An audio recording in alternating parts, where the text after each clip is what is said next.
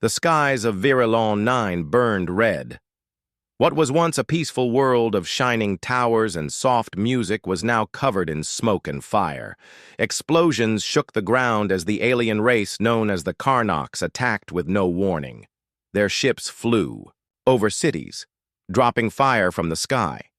Their soldiers, tall and armored, marched through the streets, destroying everything in their path. The people of Virilon 9, the Shivari, were not built for war.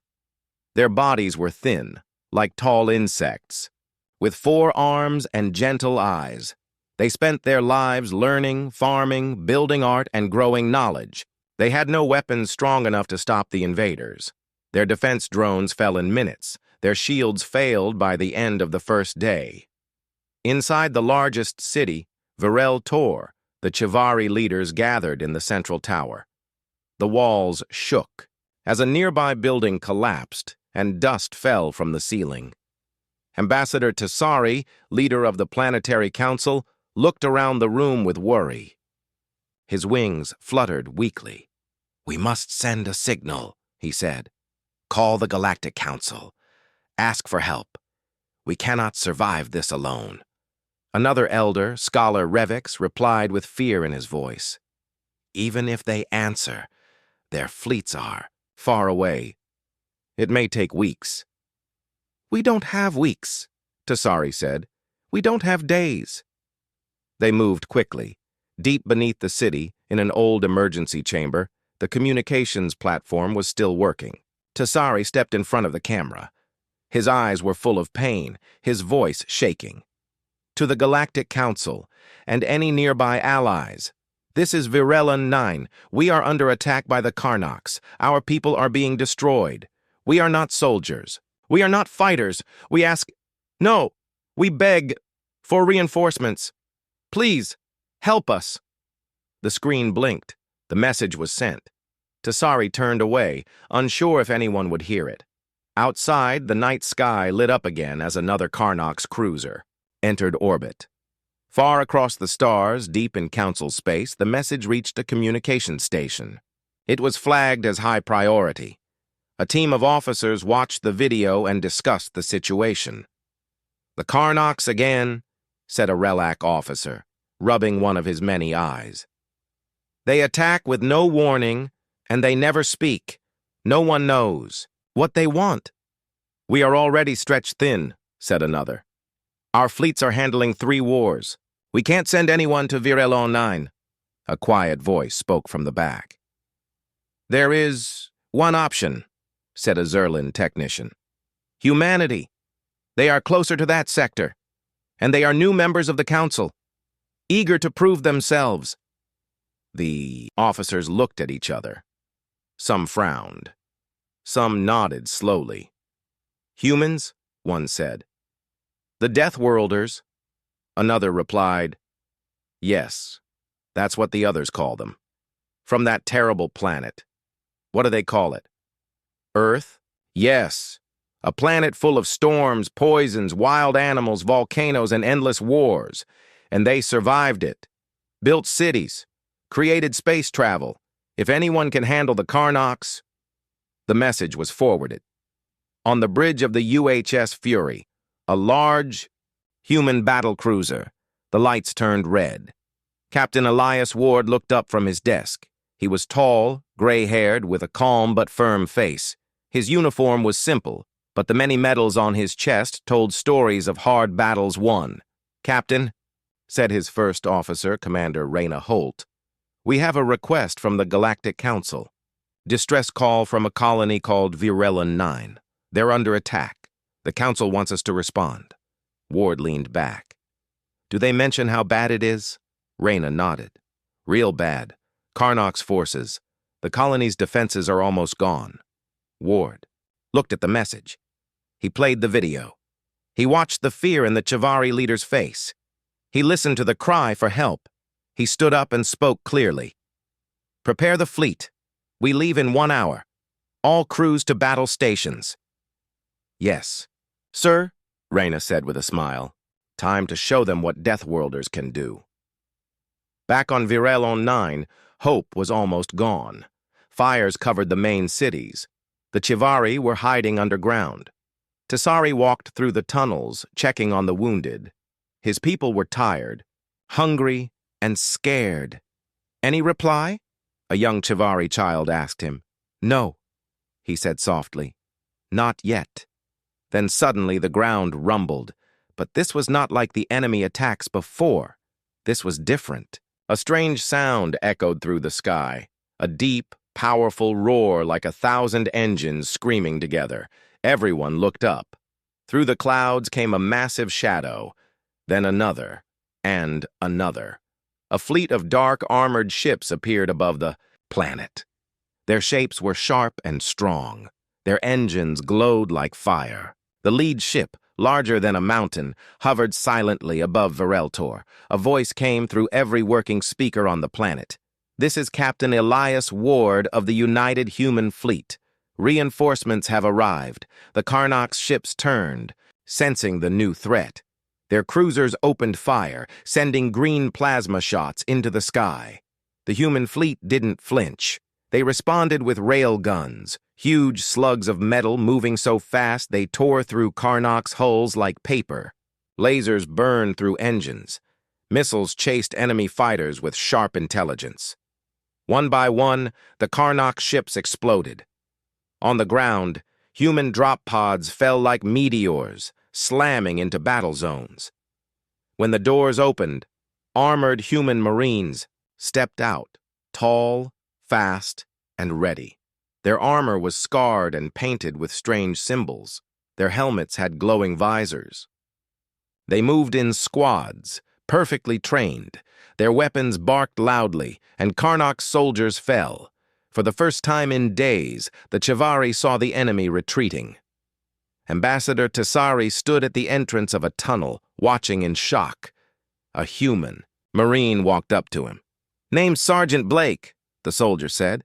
"We're here to push the enemy back. You folks all right?" Tasari blinked. "You came? You really came?" "Yeah. Heard you needed help. That's what we do." "But you're from Earth, right? That death world?" Blake chuckled behind his helmet. "That's what they call it. Back home, we just call it Tuesday." Tasari didn't understand the joke, but he smiled anyway. For the first time in days, there was hope. In orbit, Captain Ward watched the battle from his command chair. "Status?" he asked. "Enemy fleet is breaking," Reyna replied. "Ground forces report successful. Landings, the Karnaks are falling back." "Sir, I think we got this." Ward nodded. "Good, but don't get comfortable. Deathworlders never assume the fight is over until the last threat is gone." He looked at the screen, showing the planet below. "They asked for reinforcements," he said quietly. "They're going to learn what that really means." The skies above Virelon 9 were no longer ruled by the Karnaks. Smoke still floated through the clouds, but now there was something else: hope. Human warships moved across the sky like metal giants. The largest ship, UHS Fury, stood like a guardian over the planet. Its surface was covered in armor plates, weapons, and defense systems. Small drones flew around it like bees around a hive. On the surface, the Chivari people peeked out from hiding places, looking up in wonder. They had never seen such machines. They had never seen such fighters. Human marines moved through the ruined cities, their boots loud against the stone streets. They cleared out enemy patrols and set up safe zones for the Chivari civilians. Wherever the humans went, the Karnaks ran. Inside a destroyed government building, Ambassador Tasari watched as a group of human soldiers set up equipment. Their commander, Sergeant Blake, was calm, but always alert. His eyes scanned everything, even while speaking. Tasari walked over, wings twitching nervously. "Your people are very efficient," he said. Blake turned. "That's how we stay alive, sir. Earth isn't kind to slow thinkers." Tasari looked confused. "Tell me more about Earth. Is it really as dangerous as the Council says?" Blake chuckled. "It's worse. Later that day, a transport shuttle landed near the city. A tall man stepped out wearing a long coat and simple armor. His face was lined with age, but his eyes were sharp. Captain Elias Ward had arrived. He looked around at the destruction and nodded once. "Commander Holt," he said into his comm. "Report." Her voice came through clear. "Enemy resistance has dropped by 40%. Ground teams have secured 6 zones. Civilian shelters found in all of them. No major injuries on our side." Ward walked through the broken streets, greeting his troops and offering quiet words to the Chivari survivors. He found Tasari speaking, with Blake near a makeshift shelter. "Ambassador Tasari?" Ward said, offering a handshake. Tasari looked at the hand, unsure, but then copied the motion. "Captain Ward. Thank you for coming. I don't know what would have happened if you hadn't." Ward nodded. "We heard your call. That was enough. But you came so quickly," Tasari said, "and fought with such power. The Karnoks are feared across many systems. Your people don't seem afraid of them." "We've seen worse," Ward replied. "You think the Karnoks are dangerous? Try living next to lava fields, storms that last a year, forests full of poison, and oceans full of things with teeth." Tasari blinked. "That's your home?" Ward gave a small smile. "That's Earth, the death world. The Chivari were not used to violence. For them, everything had always been soft, quiet, peaceful. Their buildings were round, their songs slow, their voices calm. But as they followed the humans, they saw another kind of strength, one forged through hardship. Human engineers set up mobile shields in open streets.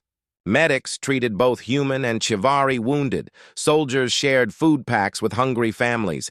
Kids climbed on their armor, asking questions. Some Marines even smiled. "They seem rough," Scholar Revix whispered to Tasari. "But they care, deeply." Tasari nodded. "Yes, their kindness is hidden behind steel. But it's there." That night, a group of Chivari watched as humans performed a strange ritual. A campfire was lit. Soldiers sat around it, cleaning their weapons and talking quietly.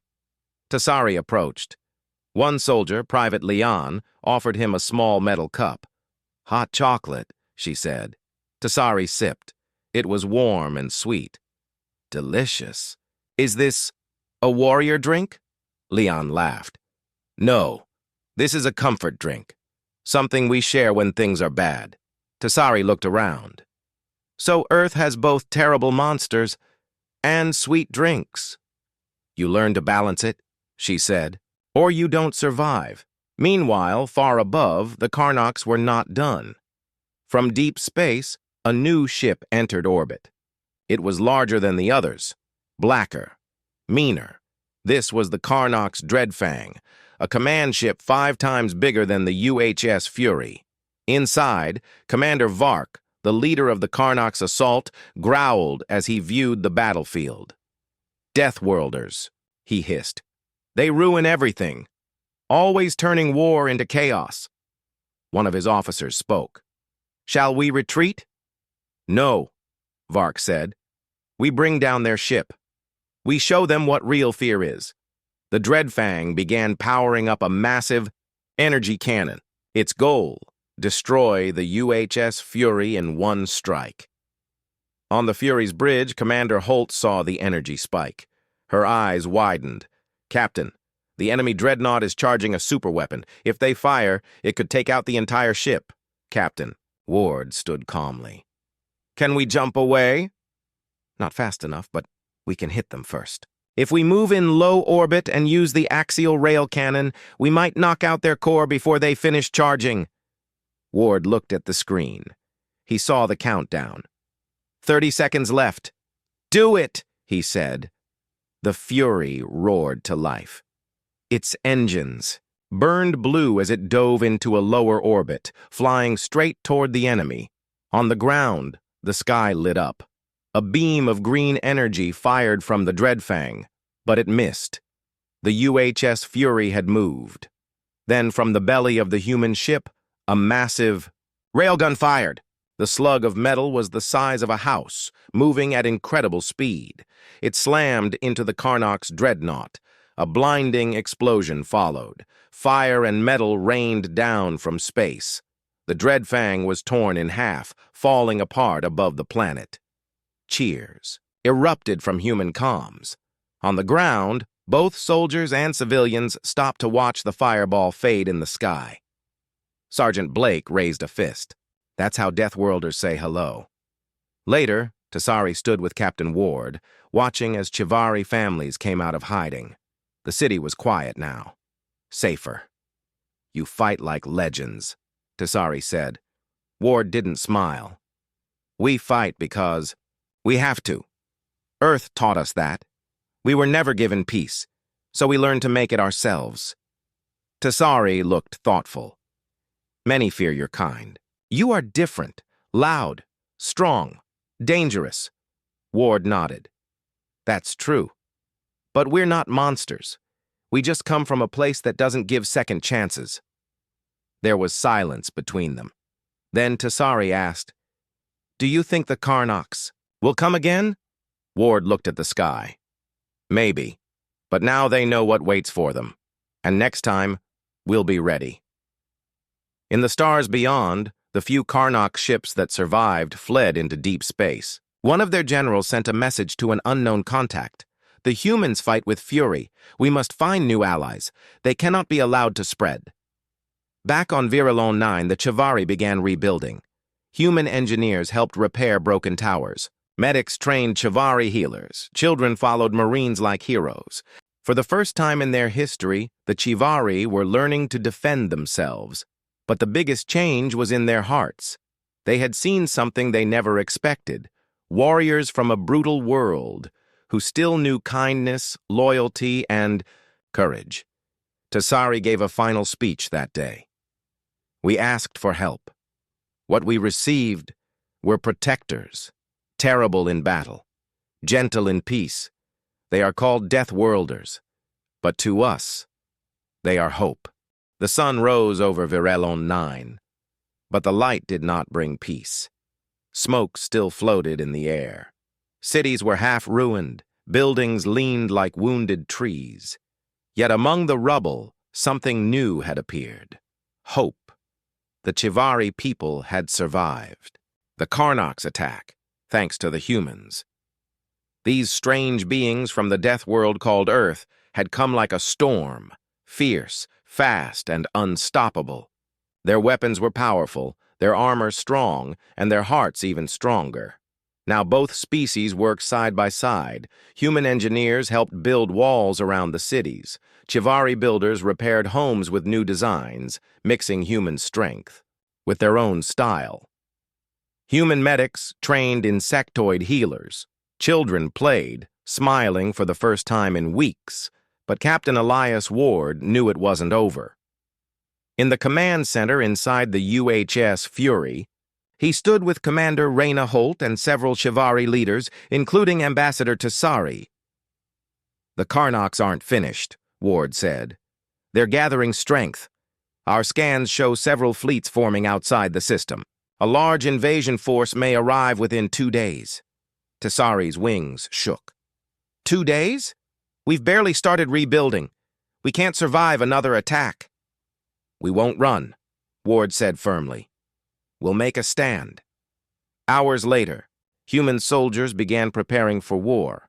Tanks rolled through the streets, drones buzzed above the skies. Cannons were placed at key points around the cities. Missile launchers were installed on hilltops.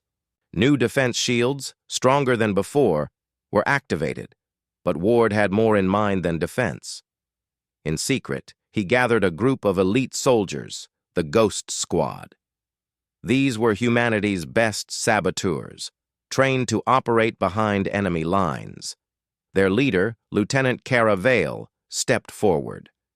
Her armor was black, her eyes cold but sharp. We'll get in, plant the charges, and weaken them from the inside, she said. We won't need much time. You'll have 20 hours before they arrive, Ward said. That's your window. No mistakes. Vale nodded. We'll be ghosts. As the day passed, Tessari walked among the human camps. He saw something he could not understand at first. Many soldiers had scars, not just on their bodies, but in their hearts. He listened to their stories, of losing family, of fighting monsters on their homeworld, of growing up where storms tore down houses and wild beasts hunted at night. "Your planet sounds like a nightmare," Tessari told one soldier. The man smiled. "It is, but it made us strong." Tessari nodded slowly. "Now I understand. The death world didn't break you. It shaped you." As night fell, the skies above Virelion 9 lit up again, this time with warning beacons. "Enemy ships detected," Holt said from the Fury's bridge. "Multiple Karnox vessels entering the system, 5 dreadnoughts, 10 cruisers, hundreds of fighters." Tessari stood beside Ward. His voice trembled. "How can you stand against such a force?" "We don't stand," Ward said calmly. "We fight." Then, into the night sky, the Fury launched its fighters. Human pilots, trained in low gravity and high pressure, flew like angry shadows through space. They fired missiles, dodged lasers, and protected the planet with unmatched skill. Down on the ground, the first wave of Karnox drop pods landed outside the city. Human Marines waited behind barricades. The moment the enemy touched the ground, the battle began. Gunfire echoed through the ruined streets. Sergeant Blake led his squad through broken alleys. His rifle roared as he took down 2 Karnox warriors charging from the west. His team moved like one creature, fast, smart, and fearless. "Hold this corner!" he shouted. "Protect the civilians!" Chivari volunteers worked behind the lines. Some carried ammo. Others pulled the wounded to safety. A few even picked up weapons and stood beside the humans. "We can't fight like them," said one young Chivari, "but we can still help." Sergeant Blake looked at him and nodded. "That's more than enough, kid." Far above, the Ghost squad reached the enemy command ship. Inside, Lieutenant Vale and her team moved silently through the dark halls of the Karnox dreadnought. They planted charges near the engine core, disabling security systems one by one. A Karnox patrol spotted them. A fight broke out in the narrow halls. One of the humans, Corporal Jin, was injured but kept firing until the last enemy fell. "We're running out of time," Vale said. "Finish the mission." With blood on her face and fire in her eyes, she planted the last charge and sent the signal. Back on the Fury, a light blinked. "Signal received," Holt said. "They did it. The dreadnought is weak. We can strike now." "Fire the rail cannon," Ward ordered. A massive shell launched from the ship. It flew through space like a meteor, slamming into the enemy flagship. The explosion was so bright, the entire sky lit up. Cheers rose from the human and Chivari soldiers below. But it wasn't over yet. The Karnox launched their second wave, larger, meaner, angrier. More ships dropped into the atmosphere, mechs the day. Size of buildings stomped toward the city walls. Karnox war beasts, like walking tanks, charged through forests, crushing trees and rocks alike. Tessari watched the horizon in fear. They just keep coming. Ward stood beside him, quiet for a moment. Then he said, "This is what the Council doesn't understand. Earth taught us how to survive waves of terror. We fight until we win, or we're dust. But we never run." The battle became worse. Humans were pushed back. Defense shields failed in some zones. A mech broke through the western wall. Inside the city, buildings crumbled as Karnox forces entered. Captain Ward, now in heavy armor, led a team into the heart of the fight. He carried a power hammer, a weapon made for one purpose: close combat with giants. When a Karnox war leader appeared, Ward charged forward. The hammer glowed blue with energy as he slammed it into the enemy's chest. The ground shook. The Karnox fell. But Ward didn't stop. He kept going, rallying soldiers, holding the line. In another part of the city, a group of Chivari civilians was trapped in a school. Karnox warriors surrounded the building. Just when it seemed like all was lost, drop pods fell from the sky. Human reinforcements had arrived. More Marines, more tanks, more strength. One pod opened to reveal a female soldier in golden armor, Major Lena Cross. She led her team with fire in her voice and courage in her steps. "Clear the area," she shouted. "Nobody touches our friends." Within minutes, the Karnoks were gone. But the cost was high. Fires burned in the streets.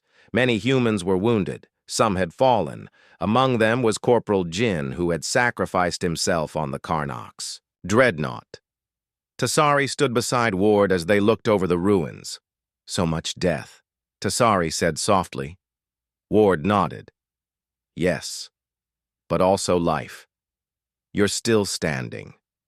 Your people are still free. That's worth it." Tassari looked at the humans helping his people, treating wounds, giving food, lifting rubble. "They say Earth is a death world," he said.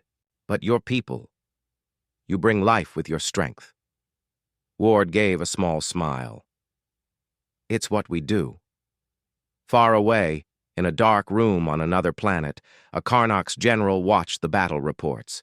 His eyes narrowed. "They are more dangerous than we thought," he whispered. "If we don't stop them now, no one will." He sent a signal to unknown coordinates. The message was clear. Earth must be destroyed. The city of Vireltor was still burning. The ground was black with ash. Towers stood broken. Smoke curled into the air like ghosts of the past.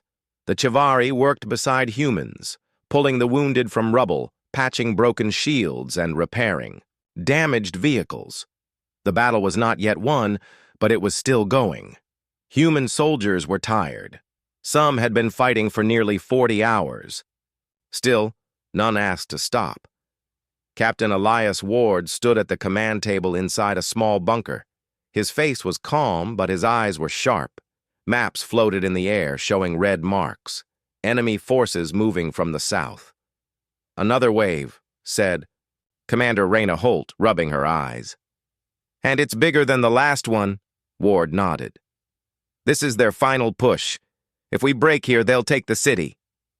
"We're running low on ammo," she added. "Some units are down to knives and fists." Ward looked at the maps.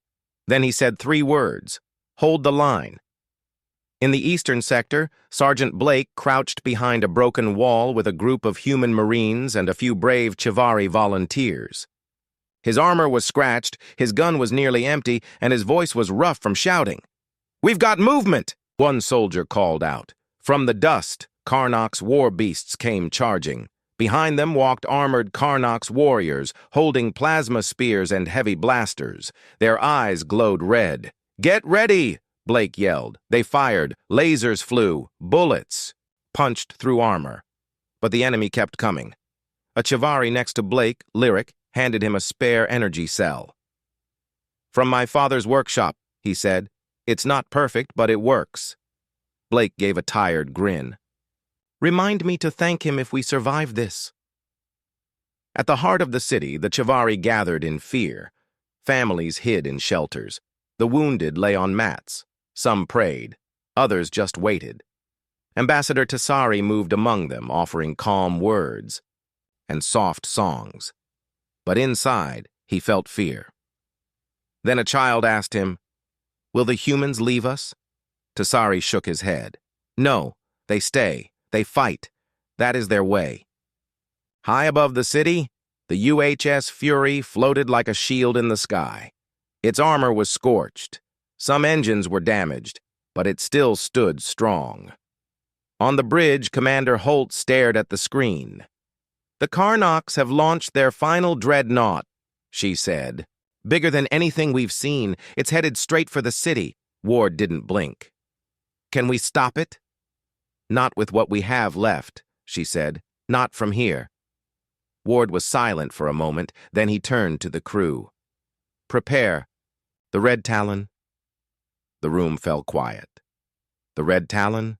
Holt whispered. "That's a suicide run." "I know," Ward said, "but we need to end this. Now." The Red Talon was a small, fast attack ship hidden inside the Fury. It was made for one purpose: to carry a powerful bomb straight into the heart of a target. It had no shields, no weapons, just speed and destruction. Ward stood in front of his team. "I'm going alone," he said. "You're the captain," Holt replied. "You shouldn't go." "I'm the captain," Ward said firmly. "That's exactly why I must go." They saluted. No more words were needed. In the western trenches, Blake and his team were nearly overrun. They fought with everything they had. Some used knives, others used broken pipes. Even the Chivari were swinging tools and throwing rocks. Blake shouted into his comm, "We can't hold much longer." Then a voice came through the radio. "Captain Ward." "Hold your ground," Ward said. "I'm going to end this." "Sir?" Blake asked, but there was no reply. The red Talon launched. It roared through the sky like a shooting star, leaving a trail of blue light. Inside, Ward sat quietly. The bomb behind him beeped steadily. He looked at a photo pinned to the screen. It was of Earth, a green valley, 2 smiling children, a dog. He smiled. The Karnok's dreadnought saw the red Talon coming. It fired. Lasers missed. Missiles missed. The red Talon was too fast. Inside the Fury, Commander Holt watched the radar. "He's in range," a technician said. Holt stood straight. "All units, prepare for impact." Inside the red Talon, Ward closed his eyes and whispered, "For Earth, for Virelon, for peace." He pressed the final button. The screen went white. Then, the sky exploded. The shockwave could be seen from the ground. A bright light filled the sky. The enemy dreadnought was gone, completely vaporized. The Karnok's army, seeing their ship destroyed, paused. Then, they broke. They ran. They screamed. They fled into the forests, into the mountains, into space. The battle was over. In the silence that followed, humans and Chivari stood side by side watching the sky. Some cried. Others just stared. Sergeant Blake fell to his knees, his face in his hands. "He did it." Tassari stood in the central plaza, surrounded by citizens. "Captain Ward," he said, "the warrior who came when no one else did. 3 days." Later, a memorial was built in the city center. A tall black stone, smooth and quiet. On it were the names of every human who gave their life during the defense of Virelon 9. At the top, one name stood alone. Captain Elias Ward, the Chivari, placed flowers around it. Human soldiers saluted. Children touched it with gentle hands. Tassari gave a short speech. "We asked for help. What we received were not just soldiers. They were guardians, protectors, Deathworlders. Not monsters, as some feared, but beings of fire and light. They gave their lives for strangers, and we will never forget them." In the sky, the Fury floated quietly. Commander Holt now sat in the captain's chair. She watched the world below and whispered, "We'll protect them, Elias, just like you did." Far away in a secret Karnok's base, a general watched the recordings. He turned to his officers. "Earth is more dangerous than we imagined. We lost an entire army to protect one colony." "What do we do now?" one officer asked. The general narrowed his eyes. "We prepare. Next time, we don't fight just humans. We fight the Deathworlders." The war on Virelon 9 was over. The enemy had fled. The skies were clear, and the world had changed forever. In the days that followed, the name Deathworlders echoed through the galaxy, not as monsters, not as destroyers, but as legends. News spread fast. Every star system, every government, every spaceport heard the same story. A small group of humans arrived to help a distant alien colony. They fought without fear. They stood when others would run, and one of them gave his life to stop a dreadnought. They called him Captain Elias Ward, In the center of the Chivari capital, a new embassy of Earth was built. It stood tall with smooth white walls, clean solar panels, and the Earth flag waving beside the Chivari crest. A garden of green trees, seeds brought from Earth, grew around it. Inside, Ambassador Tassari spoke to the crowd during the opening ceremony. We were weak. We were afraid. And when we asked for help, we feared no one would come. He paused, then looked up at the humans standing beside him. But then they came. Not for reward, not for power, but because it was the right thing to do. The humans showed us that bravery is not about size or strength, it's about heart. The Chivari. People clapped, some cried. Many had never seen their world united in peace before. Far away in a quiet village on Earth, Lena Ward stood in front of her father's grave. There was no body, only a marker. It read, Captain Elias Ward, Protector of Virelon 9.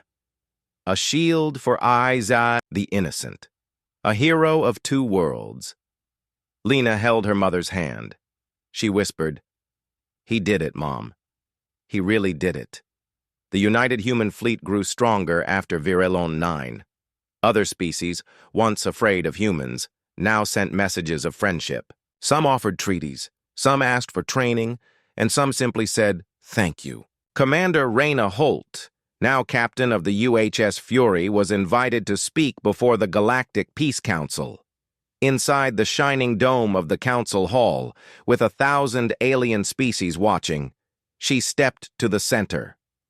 I stand here not to boast, she began, but to remind everyone why we came. She looked at the leaders around her, some with fur, some with scales, some floating in zero gravity. Humans are from a place we call a death world.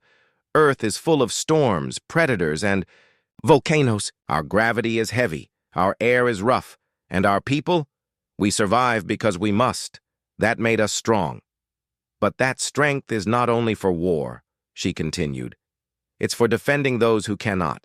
It's for standing between danger and the weak. We didn't come to conquer.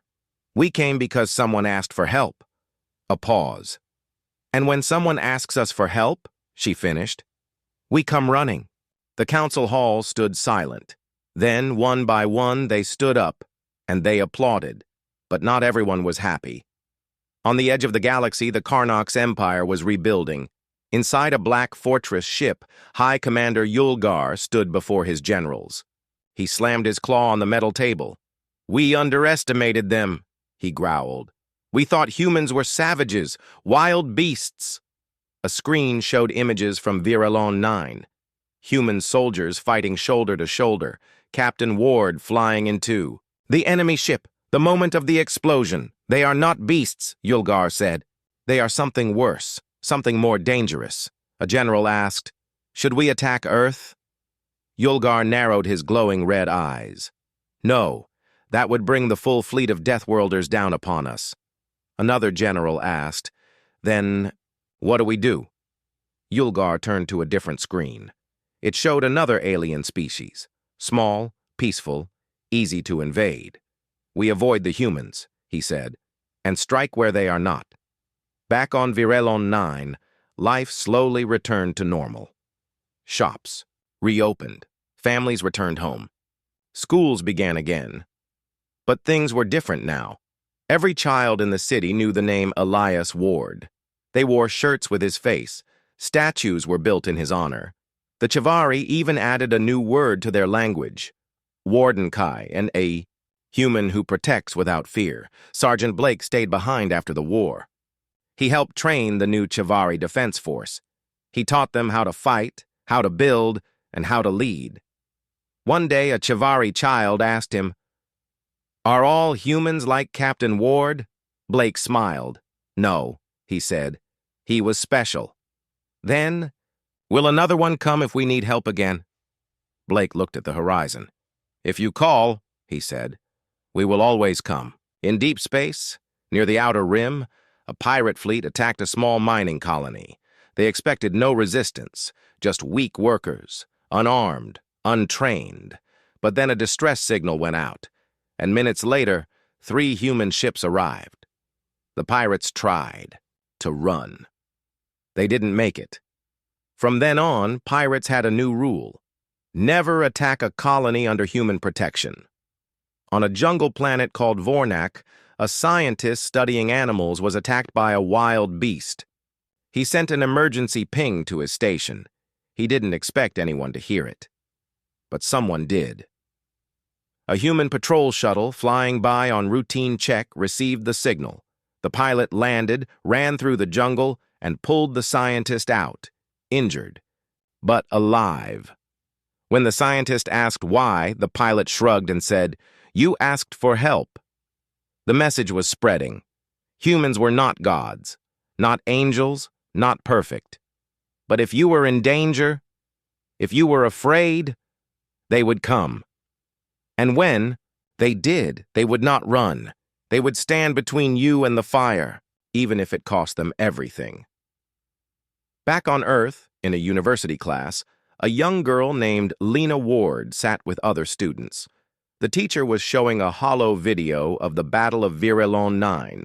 She watched the Red Talon fly into the enemy ship. She didn't cry this time.